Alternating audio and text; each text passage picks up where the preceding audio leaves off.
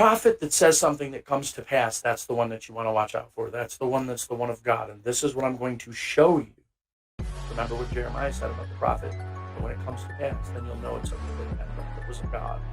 Again, the word of the Lord came unto me, saying, Son of man, prophesy and say, Thus saith the Lord, say a sword is sharpened, and also furbished. It is sharpened to make sore slaughter. It is furbished that it may glitter. Should we then make mirth? It contemneth the rod of my son as every tree. And he hath given it to be furbished, that it may be handled.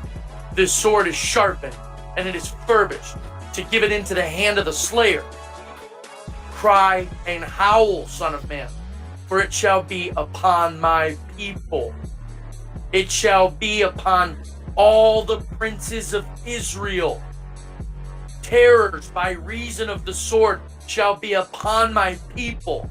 Smite therefore upon thy thigh, because it is a trial. And what if the sword contemneth even the rod? It shall be no more, saith the God. Now pay attention, because this is where it's at. Thou therefore, son of man, prophesy, and smite thine hands together. Yup. And let the sword be doubled the third time. Let the sword be doubled the third time. Remember that. שבה היהודים מקבלים הזדמנות להיות אדונים לגורלם, לחיות על אדמתנו, לחוקק את חוקינו, לשמור על אמונתנו. פעמיים נתנו להזדמנות הזאת להישמט מידינו. ולכן על כל אחד מאיתנו מוטל צו פנימי. לא נאבד את מדינתנו בשלישית. Third time, the sword of the slain. It is the sword of great men that are slain, which entereth into their privy chambers. That's that underground temple thing they got going on. Go look it up. Look up Israel's underground third temple. Look it up. Which entereth into their privy chambers. I have set the point of the sword against all their gates, that their heart may faint, and that their runes be multiplied. It is made bright. It is wrapped up for the slaughter. Go thee one way or the other, either on the right hand or on the left, whithersoever thy face is set. I will also smite my hands together, and I will cause my fury to rest. I, the Lord, have said it.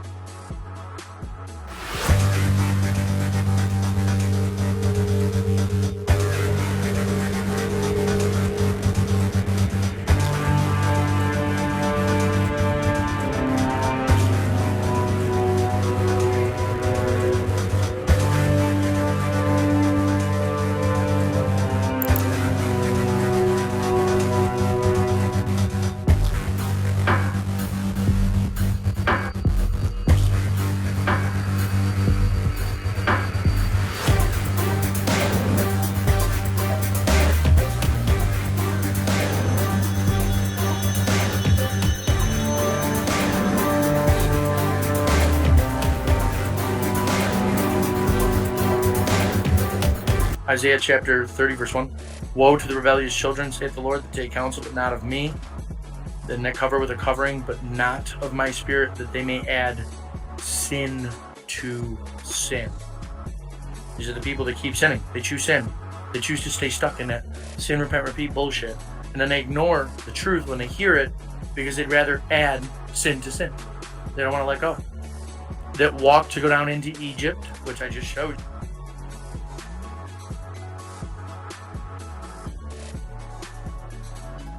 That's what they're doing, and have not asked at my mouth, to strengthen themselves in the strength of Pharaoh, and to trust in the shadow of Egypt.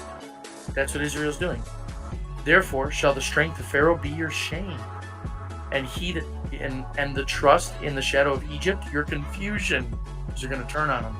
For his princes were at Zoan, and his ambassadors came to Hanes, and they were all ashamed of a people that could not profit them, nor be a help, nor profit, but a shame and also a reproach. The burden of the beasts of the south, into the land of trouble and anguish, from whence come the young and the old lion, the viper and a fiery flying serpent. They will carry their riches upon the shoulders of the young asses, and their treasures upon the bunches of camels, to a people that shall not profit them. Israel's deepening ties with Egypt, and it's not going to help them. For the Egyptians shall help in vain, and to no purpose. Therefore have I cried concerning this. Their strength is to sit still. They're not going to do shit. Israel's fucked. Now go, write it before them in a table, and note it in a book, that it may be for the time to come. Look, there it is right there. The time to come, and we're living in it. We're in it now.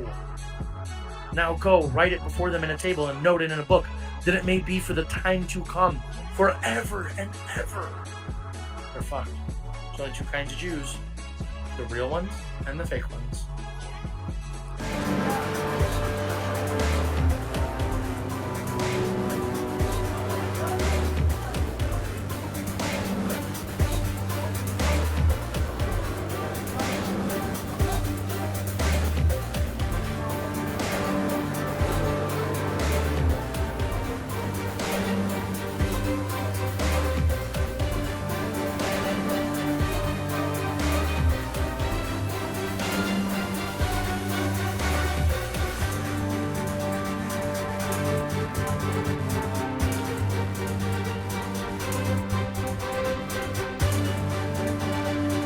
While the man responsible for the war, Russia's President Vladimir Putin, has traveled to Iran. This is only his second trip abroad since the conflict began. In Tehran, he held talks with regional heavyweights, Iran and Turkey. As his country begins to feel the impact of international isolation and the costly campaign in Ukraine, Putin is looking for allies. Iran has long been the target of Western sanctions, so Moscow hopes to develop closer military and economic ties. The Tehran trip also offers Putin a chance for a face-to-face meeting with Turkish President Recep Tayyip Erdogan.